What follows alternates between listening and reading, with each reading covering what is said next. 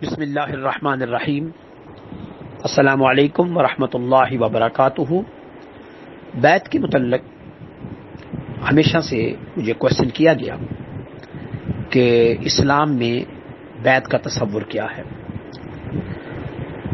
اور بیعت کیا ضروری ہے۔ میں اب سوال نکالتا جاؤں گا تاکہ پھر جب میں بات کروں گا تو آپ ان سوالوں کے تناظر میں اس پورے بیان کو ایڈجسٹ کر لیں گے۔ کیا بیعت کا ہونا ضروری ہے؟ کیا جو بیعت نہیں کرتے اور جو کرتے ہیں یہ برابر ہیں؟ کیا اسلام میں بیعت کی بڑی اہمیت ہے، بڑی افادیت ہے، اس کے اچھے نتائج ہیں؟ اور اگر کوئی بیعت نہ کرے کہ کیا وہ گناہ کبیرہ کا مرتکب ہے یا گناہ صغیرہ کا مرتکب ہے؟ اس کے بعد دوسرا جز، کیا عورت کو بیعت کرنی چاہیے؟ کیا عورت کو مرشد کے ساتھ نسبت ہونی چاہیے؟ کیا شوہر اس کے لیے یا اس کے ماں باپ اس کے لیے یا اس کے محرم رشتے اس کے لیے مرشد کا درجہ رکھتے ہیں؟ پیچھے ایک کوشچن پھر رہ گیا۔ اکثر لوگ کہتے ہیں کہ میرے مرشد تو میرے ماں باپ ہیں، مجھے کسی مرشد کی ضرورت ہی نہیں ہے، تو ماں باپ سے بڑھ کر کون مرشد ہو سکتا ہے؟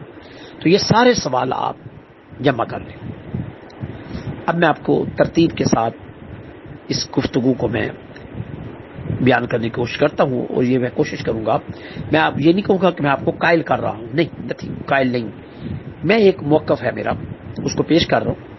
رد کرنا یا ایکسپٹ کرنا آپ کی مرضی پر انحصار کرتا ہے، مرضی پر منحصر ہے، لیکن آپ نے مجھ سے کوشچن کیا، میں آپ کو اس کا جواب دے رہا ہوں۔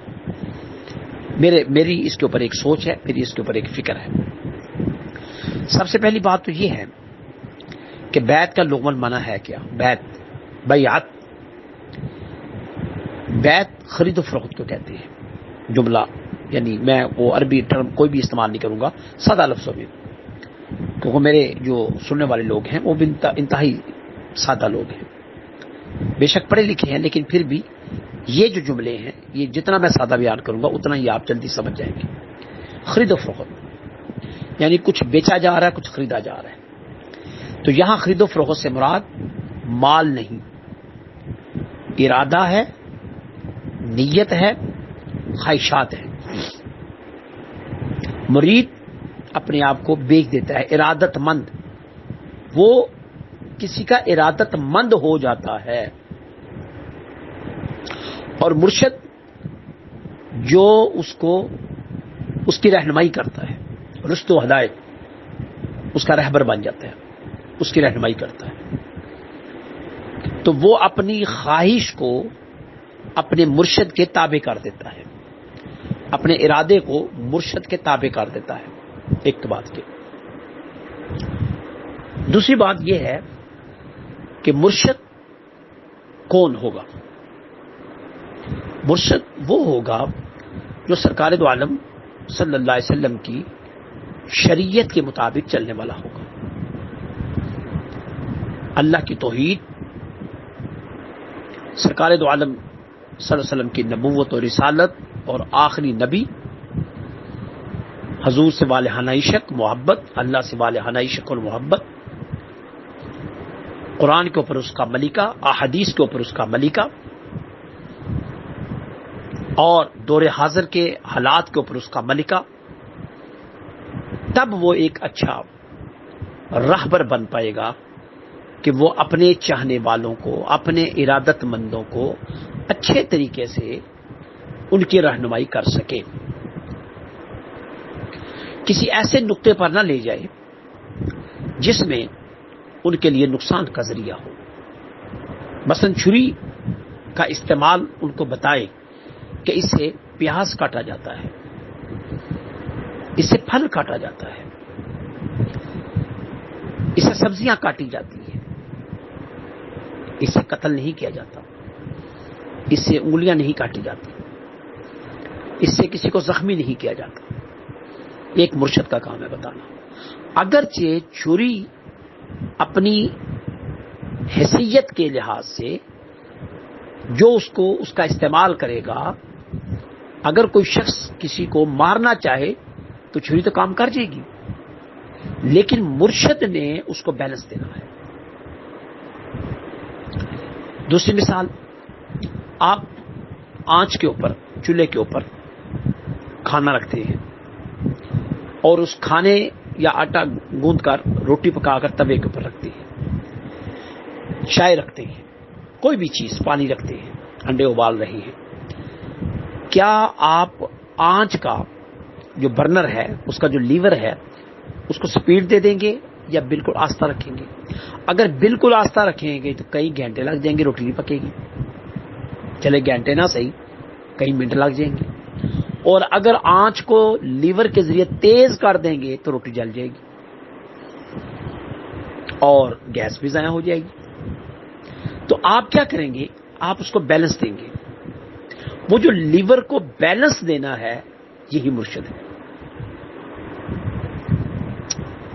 اب ضرورت اس کی ہے کہ نہیں ہے.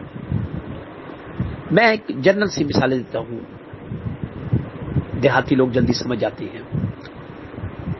ایسا جانور جس کے گلے میں پٹا ہو اور یہ پتا ہو کہ یہ فلانے چودھری کی گائے ہے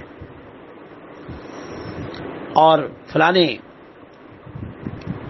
میاں صاحب کا یہ گھوڑا ہے، وہ کسی وجہ سے رستہ توڑا کر کسی کی فصل کو تباہ کر دیتا ہے. ایسے گھومتا ہے اندر، فصل کھڑی ہو نا، گائے یا گھوڑا جب بیچ میں سے بھاگتے ہیں تو فصل جو ہے وہ ڈسٹرب ہوتی ہے، ان کے پاؤں سے کچھ نہیں جاتی ہے، کوئی بھی فصل ہو. تو کیا مجھے آپ یہ بتائیں، آپ اس کے مالک سے بات کریں گے یا ڈنڈوں سے اس کی پٹائی کر دیں گے؟ اگر تو آپ کو پتا ہو کہ یہ فلاں چودھری کی گائے ہیں یا فلاں میاں صاحب کا گھوڑا ہے، تو لازمی طور پر آپ ان کے پاس جا کر شکایت بھی کریں گے اور وہ آپ کی تسلی و تشفی کے لیے معذرت کریں یا ازالہ کر دیں گے. لیکن اگر آپ کو پتہ ہی نہ چلے، شتر بے مہار ہو، آوارہ گائے ہو، تو آپ ڈنڈا پکڑ کر مار مار کر اس کا حلیہ بگاڑ دیں گے اور گالیاں بھی نکالیں گے. نمبر 1، اس کا مطلب گلے کا جو پٹا ہے یہ شناخت ہے. تو گائے بذات خود اپنے نام کے لحاظ سے تو شناخت ہے. اب گلے کا پٹا جو ہے شناخت ہے اس کی ملکیت کی، حالانکہ مالک اس کا خدا ہے، اس نے اس کو بنایا ہے، لیکن وہ کسی کی ملکیت میں آ گیا ہے. اب جانوروں کے اپنے بھی ہیں، نر بھی ہیں، مادے بھی ہیں، تو اس کی رسپانسبلٹی کسی اور کی نہیں، مالک کی ہوتی ہے. یہ بھی ایک سمپل سی مثال ہے، سادہ سی مثال ہے. اب ہم مزید تھوڑا سا آگے بڑھتے ہیں. مسجد کے اندر امام صاحب ہیں، آپ کے تصور میں یہ ہے کہ میرا امام، میرا مرشد تو میرا ماں باپ ہے، تو پھر آپ کو قاری صاحب کے پاس جانے کی ضرورت کیا ہے؟ قرآن پڑھنے کے لیے، نماز پڑھنے کے لیے، سکول میں ٹیچر کے پاس جانے کے لیے. تو آپ کو جس امر میں ضرورت ہے رہنمائی کی، آپ اس امر میں اس ورک شاپ میں جاتے ہیں. آپ بچے ہیں، قرآن پڑھنے کی ضرورت ہے تو آپ حافظ صاحب کے پاس جائیں گے. آپ تھوڑے سے بڑے ہو گئے ہیں، نماز پڑھنے کی ضرورت ہے تو آپ امام صاحب کے پاس جائیں گے. آپ تھوڑے سے اور بڑے ہو گئے تو آپ کو سکول کی ضرورت ہے تو آپ ٹیچر کے پاس جائیں گے. تھوڑے سے اور بڑے ہو گئے، آپ کو کالج کی ضرورت ہے تو آپ پروفیسر صاحب کے پاس جائیں گے. تو یہ سارے، آپ مزید آگے چلیں گے، انجینئر بن گئے تو آپ کو ایک بہترین انجینئر چاہیے جو آپ کو پریکٹیکل کرائے. تو یہ سارے لوگ اپنے اپنے عنوان کے تحت آپ کے رہنما بن جاتے ہیں، آپ ان کے ارادت مند بن جاتے ہیں. اگر دنیاوی امور میں آپ کو ان سب کی ماں باپ کے ہوتے ہوئے ان سب کی ضرورت ہے،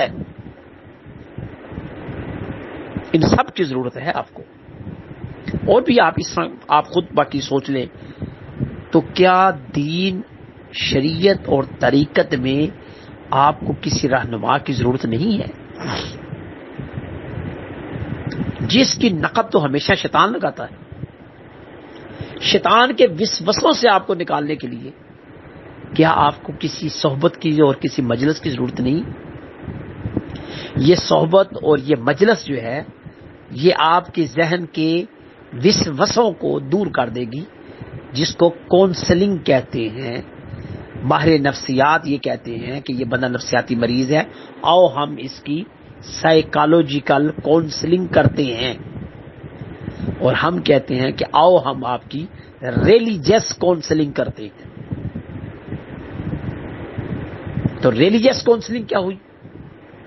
وہ یہی ہے کہ روحانی طور پر آپ کو بتایا جائے، تب آپ کو تسلی اور تشفی ہوتی ہے، اور آپ کو ایک امید، ایک ہوپ، ایک تکلیف سے گزرنے کا رنگ اور ڈنگ یہ صرف ایک مرشد ہی آپ کو دے سکتا ہے۔ اب آئیں میں واپس آ جاتا ہوں، یہ ایک جنرل سی باتیں ہیں۔ کیا قرآن میں بیعت کا تصور ہے؟ بالکل ہے۔ قرآن میں نبی علیہ الصلوۃ والسلام سے لوگوں نے بیعت کی، کفر سے اسلام کی طرف آنے کی بھی بیعت کی، اسلام میں رہ کر کسی ایک معاہدے کے اوپر کاربند رہنے کی بھی بیعت کی، کفر سے اسلام کی طرف بیعت کرنے کے لیے جنرل مثالیں ہیں، جب بھی کوئی اسلام قبول کرتا تھا تو وہ آ کر بیعت کر کے مسلمان ہوتا تھا، اور مسلم سے کسی ایک معاہدے پر بیعت کرنے کے لیے تو وہ کئی بیعتیں ہوئی، جیسے بیعت رضوان ہے، مشہور ترین بیعت ہے۔ کئی مقامات کے اوپر آپ صلی اللہ علیہ وسلم نے دیکھا کہ ظلم کی انتہا ہو رہی ہے تو فرمایا کہ آؤ اس معاہدے پر بیعت کرتے ہیں کہ یہاں سے اس وقت تک ہم نہیں ہلیں گے جب تک ہم دشمن کے اوپر غالب نہیں آ جائیں گے۔ تجدید بیعت بھی ہوئی ہے کہ پرانی بیعت کو ریویو کرنے کے لیے، ٹیون کرنے کے لیے بیعت بھی کی گئی۔ یہ ایک کوشچن ہو گیا مردوں کے لیے۔ کیا عورتوں نے بیعت کی؟ جی بالکل کی، عورتوں نے بھی بیعت کی۔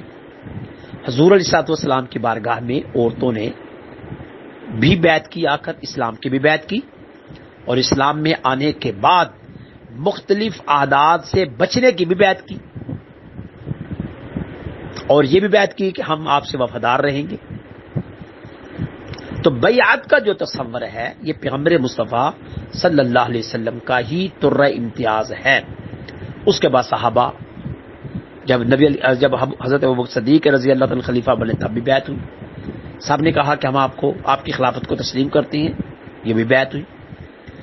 پھر یہ جب آگے نظام بڑھنا شروع ہوا تو سیاست اور روحانیت کو الگ کر دیا گیا، تو روحانیت کا نظام ایک بہت بڑا سلاسل کی شکل میں وجود میں آ گیا، جس طرح سلسلہ قادریہ ہے، سلسلہ نقشبند ہے، سلسلہ سہروردیہ ہے، سلسلہ یاویسیہ ہے، اس طرح کئی، مثلا حضرت رابعہ بصریہ، ہم ان کا واقعہ بیان کرتے ہیں، انہوں نے بیعت کی، امام حسن بصری کی بیعت کی انہوں نے، بڑے بڑے اکابر صحابہ، آپ تو یہاں تک ہے نا کہ کیا عورت نے مرد کی بیعت کی؟ میں تو آپ کو یہ بھی ریفرنس انشاءاللہ آنے والے وقت میں وہ تحریریں میں سامنے لا رہا ہوں کہ مردوں نے عورت کی بیعت کی ہے، یہ چیزیں بھی موجود ہیں۔ فرق یہ ہے کہ ہماری سوسائٹی میں اس چیز کو پسند نہیں کیا گیا، ہماری سوسائٹی نے یہ پسند کر لیا کہ ہماری بچی ڈاکٹر بن جائے، ہماری بچی انجینئر بن جائے، ہماری بچی بینکر بن جائے، ہماری بچی استانی اور معلمہ بن جائے، ہماری بچی حافظہ یا قاریہ یا عالمہ یا مبلغہ بن جائے، ہماری بچی استانی کہلوائے، ہماری بچی کسی بھی فیلڈ کے اندر جائے اور جا کر وہ ڈیلنگ کرے۔ اب تو یہاں تک آ گیا ہے کہ ہماری بچی ٹیلرنگ کرتی ہیں اور مردوں کے کپڑے سیتی ہیں، ہماری بچیاں جنرل سٹور چلا رہی ہیں، ہماری بچیاں ڈپارٹمنٹل سٹور چلا رہی ہیں اور مردوں کو ڈیل کر رہی ہیں. کیا آپ کہیں گے کہ وہ عورتیں غلط ہیں؟ کیا وہ بچیاں غلط ہیں؟ ہماری بچیاں ایجوکیشن حاصل کر، یہ میں مسلمانوں کی بات کر رہا ہوں، پھر خصوصاً بالخصوص پاکستان کی بات کر رہا ہوں، ایک پوری دنیا کے اندر کی میں بات نہیں کر رہا کہ یہ چیزیں تو اب سعودی عرب کے اندر رائج ہو رہی ہیں. ضرورت محسوس کی جا رہی ہے کہ ہماری بچیاں ڈرائیونگ کر رہی ہیں، بلکہ آپ کے علم میں یہ بات بھی آئے گی کہ کئی ڈرائیونگ کلاسیں یا ڈرائیونگ سکھانے کے لیے ہماری بچیاں آگے آ گئی ہیں جو کہ خواتین کو ڈرائیونگ سکھا رہی ہیں. ڈرائیور کی سیٹ پر بیٹھ سکتی ہیں، بینک مینیجر بن سکتی ہیں، اسٹیٹ بینک کی گورنر بن سکتی ہیں، پاکستان کی قومی اسمبلی کی اسپیکر بن سکتی ہیں، سینٹ کی چیئرمین بن سکتی ہیں، ملک کی وزیر اعظم بن سکتی ہیں، الیکشن لڑ سکتی ہیں، ووٹ ڈال سکتی ہیں. یہ ساری وہ کیا چیزیں ہیں؟ اب آئیں سب سے حساس مسئلہ، یعنی ہم کیوں اس بات سے ڈرتے ہیں کہ ہم یہ سمجھتے ہیں کہ محرم اور نامحرم کا کنسیپٹ آ جاتا ہے. جی کیا وجہ، آپ کیا سمجھتے ہیں کیا وجہ آتی ہے؟ یہی وجہ ہے کہ سیکچول میٹر ہے کہ مرد اور عورت کے درمیان سیکچول انٹریکشن ہے.